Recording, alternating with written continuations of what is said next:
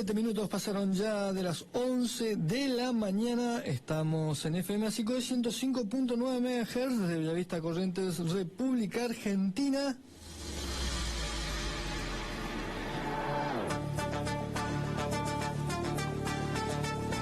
Y ahora estamos en comunicación telefónica con Laura Impellizzeri, periodista especializada en género y análisis de medios. Bienvenida a Información y Comunicación Consciente, Laura.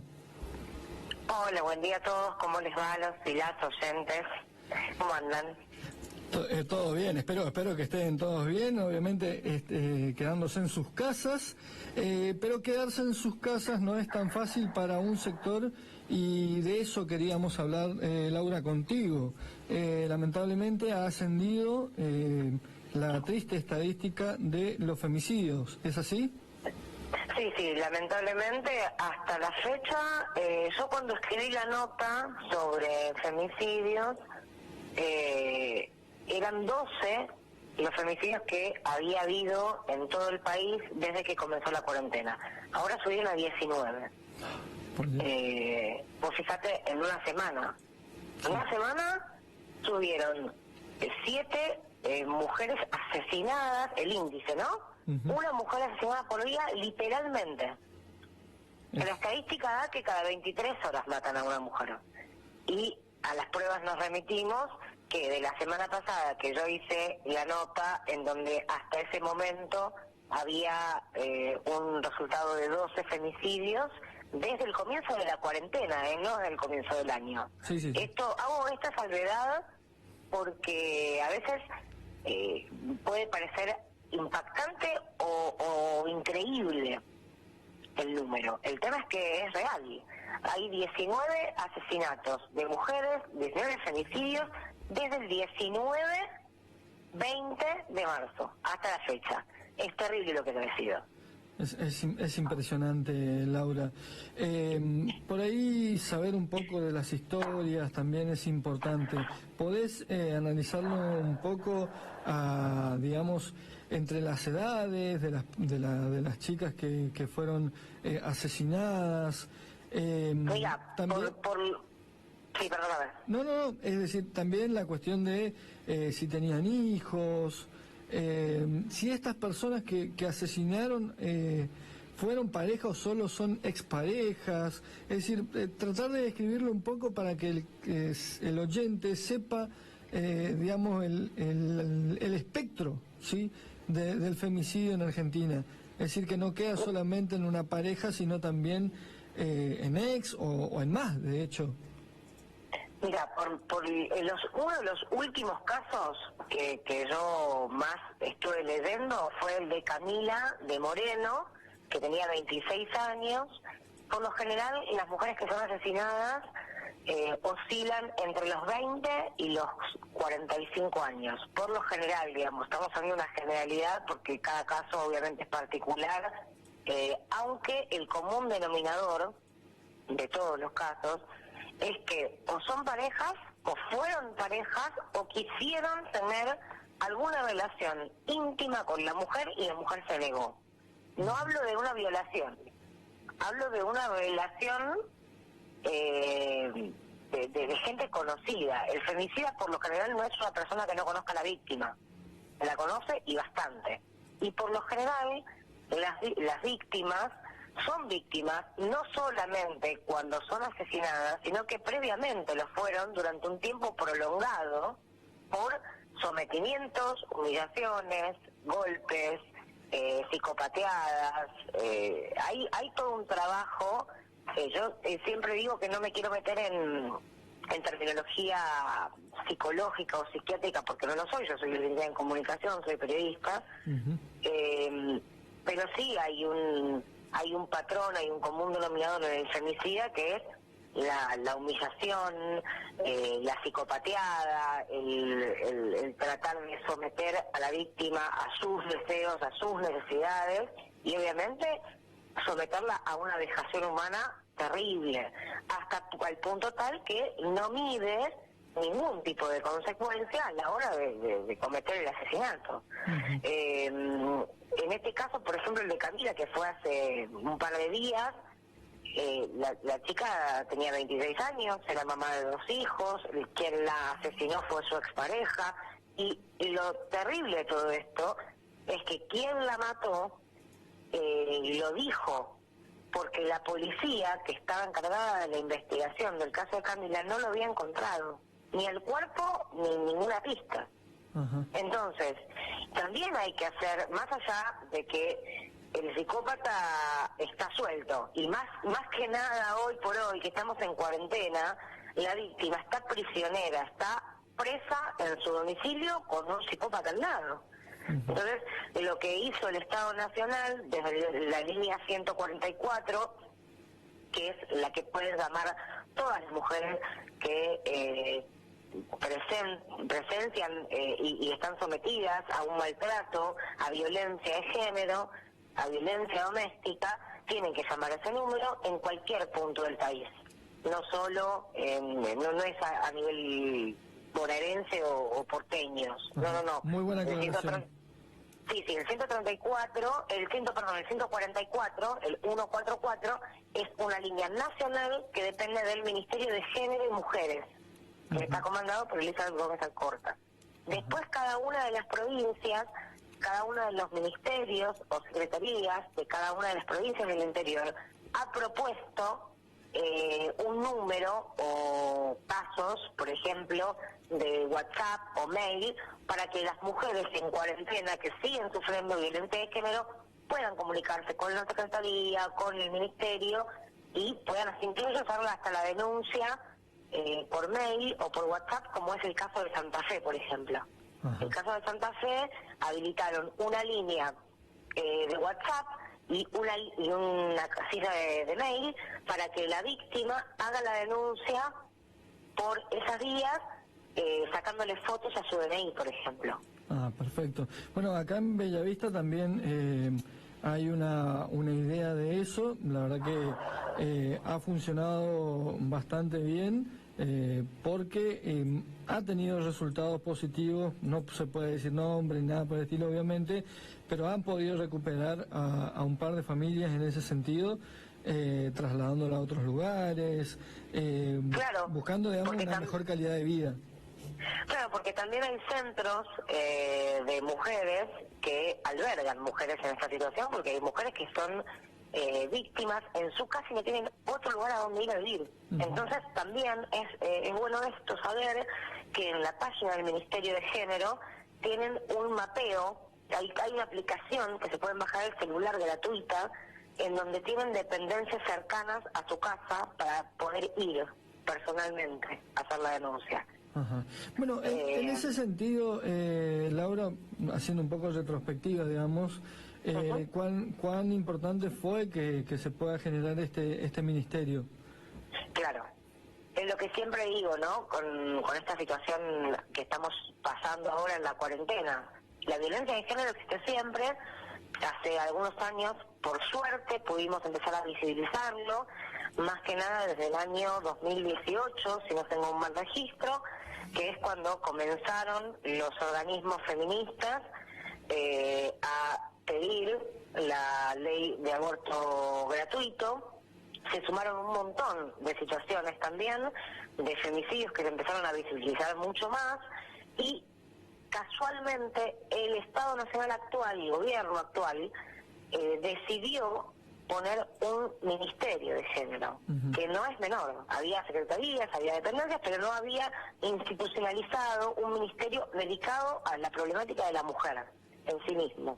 Y no es menor estar hoy por hoy en un gobierno, bajo un gobierno que tiene como uno de los pilares un ministerio. O sea, le abrió una cartera a personas especializadas, e incluso tiene también asesores, como por ejemplo Dora Barrancos, que es una socióloga feminista, activista, que también asesora al gobierno nacional en cuestiones de mujeres. No es menor.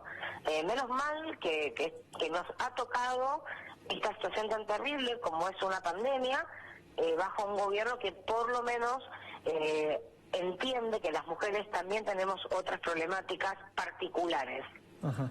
Bueno, otra cosa que tenemos aquí en Bellavista, por ahí disculpa, pero más que nada para ponerte un poco en contexto de cómo está nuestra localidad en ese sentido, digamos, la Municipalidad de Bellavista tiene un área que se llamaba Mujer y Familia, pero ahora directamente lo dividió y tiene un lugar que tiene que ver contra, la pelea contra las drogas, ¿sí? Contra, para el tema de las adicciones, y por otro lado, uno puntualmente con respecto a violencia de género, y además la comisaría de la mujer, la niñez y la adolescencia. Es decir, hay unos avances muy importantes en nuestra localidad en ese sentido. Obviamente todo, es difícil con el tema de los recursos y eso, pero la verdad que la pelea se está realizando y mucho. En ese sentido, te informo, Laura, que bueno, acá estamos teniendo una persona, una mujer también, una persona desaparecida, y no sabemos, o sea, está dentro de la hipótesis, esto tristemente también, digamos. ¿Tenemos el nombre de la mujer que está desaparecida? Ya te lo averiguo. Y después, esto, perdón que lo diga al aire, pero si podés después, por línea privada, pasarme los datos de la mujer, pásamelos, que los pongo en mis redes, lo viralizamos y tratamos de ampliar la búsqueda. Dale, por supuesto, Laura. Siguiendo un poco con el tema, Laura, bueno, y haciendo nuevamente retrospectiva, ¿cómo fue el año 2019 para justamente las mujeres? Y la verdad es que nos queda todavía muchísimo por hacer. Como te decía, desde el año 2018, cuando se empezó a debatir la ley de aborto obligatorio, seguro y gratuito, también se visibilizaron un montón de problemáticas específicamente ligadas a la mujer. Se han creado, como decíamos recién, dependencias, comisarías, albergues, líneas telefónicas, centros de ayuda, ONG feministas y demás, pero también hay un núcleo duro que todavía considera que esas son pavadas. Lo que te puedo llegar a decir que como mujer, como feminista, como periodista de cada género, han habido un montón de avances, pero que todavía falta un montón. Creo que recién germinamos una semilla que todavía está en proceso de mejorarse y de lograr un montón de cosas que todavía faltan. Desde, por ejemplo, en Chaco y en Salta se ha propuesto desde el gobierno la implementación de la ley Micaela para las personas, sobre todo para varones, que trabajan en dependencias municipales, ¿no? O estatales o públicas. Ajá. ¿Qué quiere decir esto? La ley Micaela está desde el año 2008, si no tengo un mal registro, que es a través de una adolescente que fue asesinada, sí, y que justamente lo que se aplica, digamos, lo que se busca con esa ley es la conciencia de cómo es el tratamiento hacia una mujer desde un lado laboral y personal. Son capacitaciones que las diferentes gobernaciones e incluso también el Estado Nacional brinda a los hombres que trabajan con mujeres, que son todos, básicamente. Ajá. Por supuesto que las mujeres también están invitadas a esto, pero obviamente que la capacitación es hacia los varones específicamente, ¿no? Para lograr una ecuanimidad con respecto a los derechos y al trato, ¿no? Hoy por hoy sigue habiendo gente, mujeres, que por el mismo trabajo ganan menos dinero sí, y son menos reconocidas o no tienen puestos jerárquicos solo por el hecho de que son mujeres. Ajá. Está también, ¿no?, la cuestión del valor rosa. ¿Cómo no te escuché? Disculpame. Que te decía que también está la cuestión del valor rosa, es decir, depende el consumo que sea para la mujer, es mucho más caro que para el hombre, y toda esa cuestión también está. Sí, también. Eso es el año pasado, por ejemplo, el CEPA, es el Centro de Economía Política Argentina, hizo un estudio económico para el Día del Niño, por ejemplo. en donde los juguetes, que eran iguales, para mujer y para varón, digo para mujer y para varón no existe, mejor dicho, existe la terminología juguetes de varón y juguetes de mujer, pero en realidad los juguetes son juguetes, o sea, los puede usar cualquiera, pero la línea rosa, que es dedicada a mujeres, a nenas, a nenas, a chicas, a jovencitas, eran más caros que los varones, el de los varones que estaban con cromáticas celestes, y siempre, incluso los por ejemplo, las cosas que utilizamos las mujeres para el aseo personal, ¿sí? Algo tan básico como es una maquinita de depilar, que por lo general la nuestra es rosa y la de ustedes es azul. No, vos fijate cómo siguen, ¿no? Sí. Sale más caro ¿no?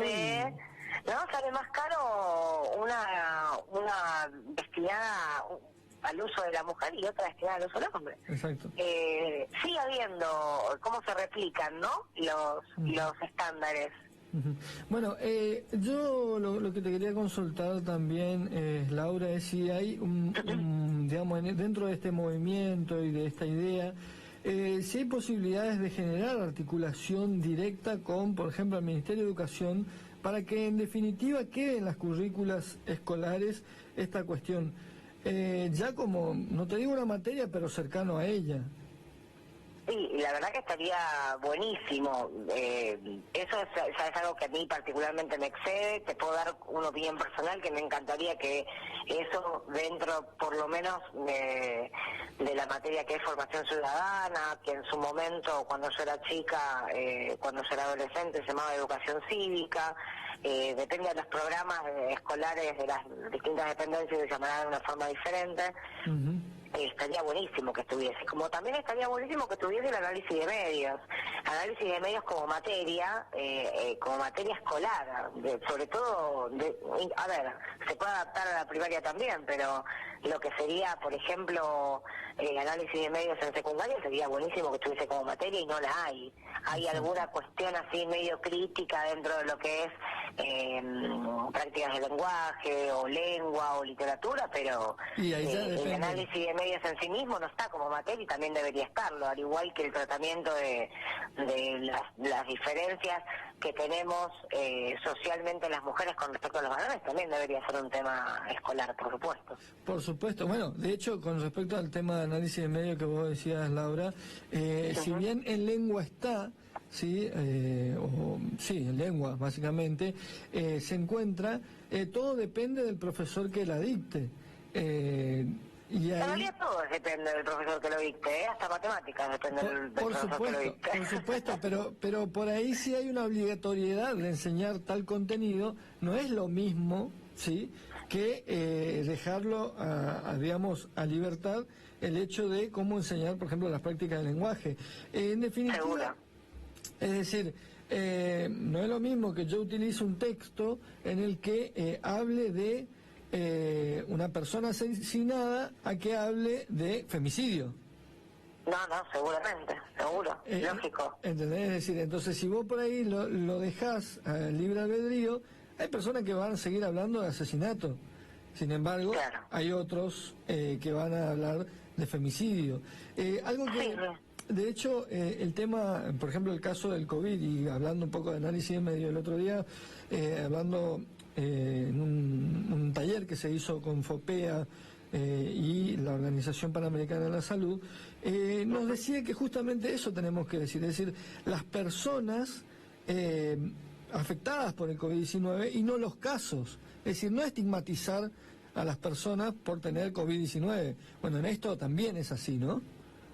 Sí, es así. Aparte llega un momento tal que los medios han creado tal paranoia con... Ayer, por ejemplo, perdón, ¿no?, que haga como un salto, pero tiene que ver con lo que estamos hablando. Yo estaba viendo un canal de aire, que es América, lo estaba viendo en la repetición de Canal 7 de Mendoza, ¿no? Yo por lo general estoy bastante federal, miro los noticieros de todo el país y además miro noticieros del exterior.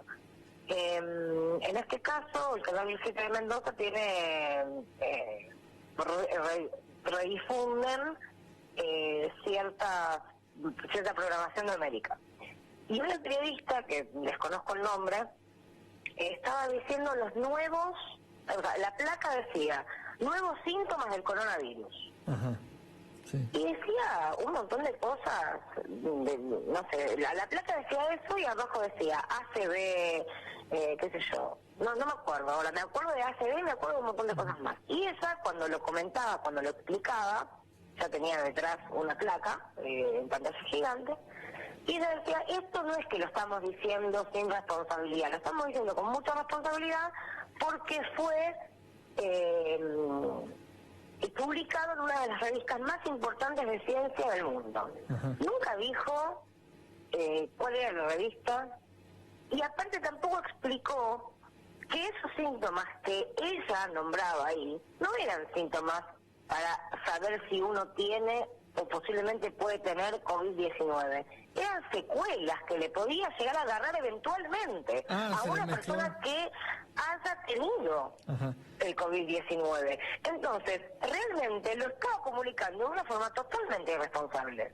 Porque no es así. Porque, de todos modos, vamos a suponer que sí fuese así, que fueran los nuevos síntomas de coronavirus, y no está dando la fuente. No puede decir en este contexto livianamente que lo publicó una de las más importantes revistas científicas del mundo. ¿Y cuál es la revista? No. ¿Quién lo dijo? ¿Cuáles fueron los científicos que estudiaron? ¿Cuántos casos para saber que una ACV es un síntoma? Eso no es real. No, se le mezcló, digamos, la información que se había dado. Sí, yo creo que la dieron, perdón, no es que, yo no creo que se le haya mezclado la información, creo que la dieron mal directamente. Directamente. O sea, directamente la dieron mal, porque no hay es como el tema del tapabocas y el barbijo. Yo hoy tuve una situación en la que tuve que salir de mi casa a 10 cuadras, yo igual de todos modos trabajo en Radio del Plata, en Capital Federal, y voy a la radio de la mañana.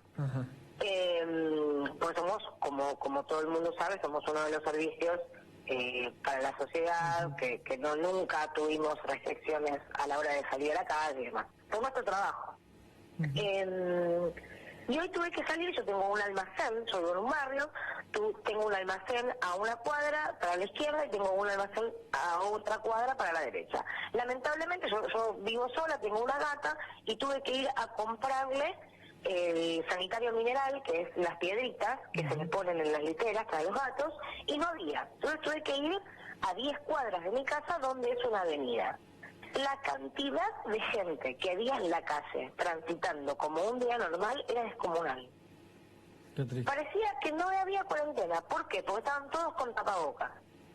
Entonces, la obligatoriedad del uso de barbijo y o tapaboca, que encima en algún punto en ningún punto tiene ningún rigor científico. No existe, pero no es que lo digo yo, lo dijo la Sociedad de Infectología Argentina, lo dice la Organización Mundial de la Salud.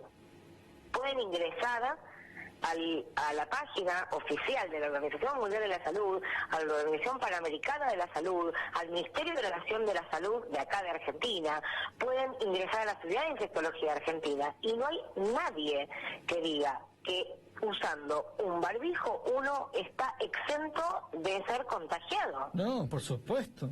Bueno, pero evidentemente la gente consideró, por esta cuestión, vos fíjate que el Estado Nacional en ningún momento puso como uso obligatorio el tapabocas o barbijo. Lo hicieron las gobernaciones o las dependencias municipales, como por ejemplo esta semana lo hizo el municipio de La Matanza y la Ciudad Autónoma de Buenos Aires.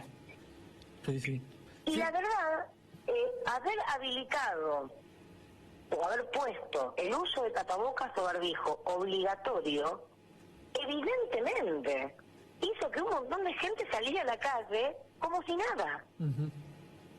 Entonces, ¿hay una mala comunicación? Sí, hay una mala comunicación. La gente cree que por usar tapabocas tiene menos probabilidades, mejor dicho, no es que tiene menos probabilidades, que es lo real. Si usas un tapabocas o un barbijo, tenés menos probabilidades de infectarte. En realidad, Pero Laura, sí. perdón que te corte, pero en realidad... No. En realidad, lo del tapaboca es para aquellos que son exceptuados, es decir, los que están en la calle tienen que usar tapaboca, pero los demás, los que no tienen, digamos, autorización, se quedan adentro de sus casas. Esa es la Bueno, realidad. evidentemente no estaría pasando, por Exacto. lo menos no en mi barrio, no estaría sucediendo, y por lo que estoy leyendo en redes sociales con otros colegas tampoco. Exacto. Entonces, evidentemente se le dio, sin querer, quiero creerlo, sin querer, se le dio un libre albedrío a la gente con el tema de cómo utilizo tapabocas obligatorio, porque no sé quién vio como una cuestión, no sé, científica, que no la tiene. Insisto con esto, no hay rigor científico que indique que el tapabocas o barbijo no te permite contagiarte. No previene el contagio. Lo que previene el contagio hoy por hoy es el aislamiento social obligatorio. Exacto, y lo único que habían dicho era que era para cuidar, digamos, al otro de lo que nosotros podamos tener, nada más. Exactamente, Pero exactamente. no había una previsión, digamos, del contagio. De hecho, Omar Suet acá también se cansó de decir que la utilización del barbijo es hasta inclusive como no tenemos cultura para eso, no sabemos usarlo, todo el tiempo vamos con la mano hacia el barbijo, y obviamente que estamos por terminar contaminándonos, como la cuestión del uso del guante mismo. De los guantes látex, totalmente. El tema, y estamos hablando de Omar Sued, que es el presidente de la Sociedad de Infectología Argentina. No estamos hablando de una persona que se dedica a otra cosa y opinó de la nada. Exacto. Por eso dije el nombre, porque directamente él el que nos dijo, digamos, en una comunicación telefónica, nos dijo, no, a ver, no confundan, lo único que sí sirve es para que nosotros, digamos, no estemos emitiendo hacia afuera, cuidamos al otro de nosotros mismos, pero es para todas aquellas personas que están exceptuadas y que pueden estar en la calle. Lo demás... Ayer particularmente tuve otro seminario también con respecto a eso, que es justamente el de FOPEA que estabas hablando recién. FOPEA reunió a través de un programa tipo Zoom, para que la gente más o menos sepa, que es una especie de conferencia digital virtual, sí, a la gente de la Organización Mundial de la Salud y a la gente y a titulares y representantes de la Sociedad de Infectología Argentina. Se cansan de decirnos que no creamos que el tapabocas o el barbijo nos va a prevenir completamente de recibir el virus o estar infectados, que por favor la gente se quede en su casa, respete la cuarentena nacional y el aislamiento obligatorio. No conozco hasta el día de hoy, desde que empezó todo esto, a un infectólogo, y mirá que habré hablado por lo menos con 15 de distintos lugares, te hablo desde, no sé, uno de los hospitales más importantes de Buenos Aires es el Santoyani, y el jefe de infectología del Santoyani me dijo lo mismo, la jefa de infectología del Hospital Italiano me dijo lo mismo, todos los infectólogos con los que hablamos nos dicen lo mismo, y la gente sigue creyendo otra cosa. Entonces, los medios de comunicación también tenemos que hacer, después de que pase todo esto, por ahí sería bueno que lo hiciéramos ahora, ¿no? Pero después de que pase todo esto, que estamos más tranquilos, que no tenemos que ir atrás con el tema del rating, tendríamos que empezar a hacer un mea culpa y decir, ¿por qué comunicamos tan mal temas tan importantes como es de la salud colectiva? Porque acá ni siquiera estamos hablando, no sé, de algo como ha pasado en Argentina, como fue el cólera, como fue el hantavirus, como es el dengue. Hoy nadie habla del dengue, Nilson, nadie. Bueno, justamente nosotros tenemos la posibilidad, digamos, tanto en Corrientes, o sea, provincia de Corrientes como la localidad, nos envían el parte oficial sanitario desde la provincia de Corrientes con los dos ítems. la cantidad digamos, de casos positivos, y bueno, y toda la descripción que se realiza con respecto al COVID, pero también con respecto al dengue, tanto en la provincia como en Bellavista. Y esa es una ventaja, porque directamente nosotros decimos, hagan caso, ¿sí? No a los virales de WhatsApp, no a los virales de Facebook, no a los virales de las redes sociales, sino al Ministerio de Salud de la provincia, a la Autoridad Sanitaria Local y al Ministerio de Salud de la Nación. Entonces ya tenemos allanado, digamos, el tema. ¿Por qué? Porque damos la información que ellos nos pasan. Totalmente. Y el tema, a veces los periodistas se enojan y muchos colegas se enojan y dicen, pero no podemos solamente basarnos en lo que es la información oficial. Nosotros también tenemos que buscar por otros lugares. Y está bien. Yo no estoy en contra de buscar testimonios o casos o información por otros lugares, pero que esos otros lugares también puedan ser chequeados. Exacto. Y que sean recontra chequeados. Otros lugares pueden ser infectólogos que no trabajen como lo hace Pedro Can, que es el más... Vos fijate, estamos hablando de Pedro Can, que es el infectólogo presidente de la Fundación Huésped, que provee de asistencia a las personas enfermas con HIV-Sida. Entonces, no estamos hablando de gente que no está preparada. Si sabe un poco de virus, ¿no, Pedro Can? Total, pero claro, o sea, digo, más allá de Pedro Can o Leandro Can, que son dos personalidades que son muy... o Omar Sued, por ejemplo, que son tres personalidades que últimamente están siendo muy llamadas por los medios.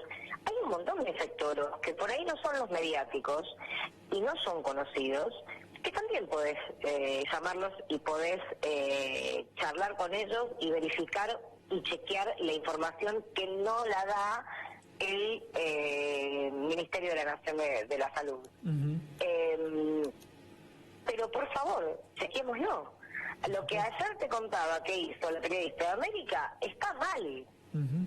Sí, hoy por hoy yo entiendo que, porque también van a saltar colegas y me van a decir, bueno, pero nosotros tenemos el resguardo de la fuente, que podemos no decir, está bien, pero ¿te parece que en estos temas de salud colectiva, en el contexto de una pandemia, no digamos la fuente que dice que esos síntomas nuevos son supuestamente la gente que tiene también COVID-19? Es mi responsabilidad. No, por supuesto. Para que quede claro cuáles eran los síntomas nuevos, porque por ahí para que no se confunda justamente la gente, tenía que ver con el gusto y el olfato, es decir, la pérdida del olfato y del gusto. Solamente eso es lo que se agregó. El tema es, cualquier persona, cualquiera, que tenga pérdida del olfato, pérdida del gusto, fiebre, tos seca, dolores de cabeza, y que todo eso esté presente de un momento a otro, claramente tiene que llamar, creo que es el 134, el 134, perdón, es para denunciar quienes no hacen la cuarentena obligatoria. Tienen que comunicarlo al 138 si no tengo un mal registro, y si no, por favor, pido disculpas, busquen el teléfono. Sí, no, igual acá nosotros tenemos otro, el 101 para la llamada del incumplimiento, el 205, y ya lo busco al otro también, pero también son dos números. Si no, les digo algo también que es muy utilizado, que es el 911, porque el 911, como es para emergencias, directamente si vos decís por qué motivo llamás, te derivan ellos automáticamente al sector que corresponde. Exacto. Eso también es a nivel nacional, así que eso también háganlo, porque es posible que sea también un número para que puedan utilizarlo en cualquier circunstancia. Que derivan de última, te derivan. Sí, te derivan, te derivan definitivamente. El tema es que últimamente son tantos números que a veces yo, discúlpenme, ahora no tengo la computadora cerca tampoco, me los olvido. Y el celular lo está ocupando y... Y el celular lo estoy usando, claro. Así que pido disculpas. Pero, de todos modos, está el 0800 Salud, que es el teléfono del Ministerio de Salud Delegación. Ahí también pueden llamar y ahí también los van a derivar, pero son esos los síntomas: seca, fiebre, falta de olfato, falta de gusto, dificultad de dolores de respirar. cabeza. Dificultad de respirar también es otro. Claro, dificultad, sobre todo, justamente gracias por hacerme lo acordar, sobre todo la dificultad respiratoria. Esa es una, porque una vez a uno de los infectólogos con los que he hablado les preguntaba cuál es el más palpable, digamos. Y como que el más importante es la fiebre junto con la falta de poder respirar bien. Esos son como los dos más presentes y que hay que estar más atentos. Exacto. Siempre acuérdense que tienen que mantener la calma, por supuesto, y que lo que tenemos que hacer es tratar de respetar en todo momento la cuarentena nacional, el aislamiento obligatorio, porque lo que no tenemos que hacer justamente es que el sistema de salud colapse, porque si el sistema de salud no colapsa, si nos pasa algo nos pueden atender y podemos volver a nuestras casas sanas y salvas. Exacto, sí, sí. Y salvos también. Exacto. Una reflexión final que nos quieras dar, Laura. No, simplemente eso, que tienen las mujeres, tenemos el 144, también el 911 y el 0800 Salud a nivel nacional por el tema de COVID-19. Por favor, quédense en sus casas y gracias por la comunicación y estoy acá para lo que necesiten. Muchísimas gracias, Laura Pelliceri, periodista especializada en género y análisis de medios. Luego tenemos para hablar, sí, como vos decías, para posterior, la ley de medios. ¿Qué hacemos? ¿Por qué no vuelve? ¿Sería bueno que vuelva? Bueno, eso para otro momento. Es un tema bastante complejo. Pero sí, tiene que volver y tiene que volver con ciertas modificaciones que deberían todos los medios hacer caso. Exacto. Y cumplir. Muchísimas gracias, Laura. Por favor, gracias a ustedes, Milton, que tengan un muy buen día a todos y todas y a quedarse en su casa, no se muevan de ahí. Muchas gracias. Bueno, estaba entonces Laura Pelliceri con nosotros aquí por FM Asicoy 105.9 MHz en Información y Comunicación Consciente. En breve seguimos con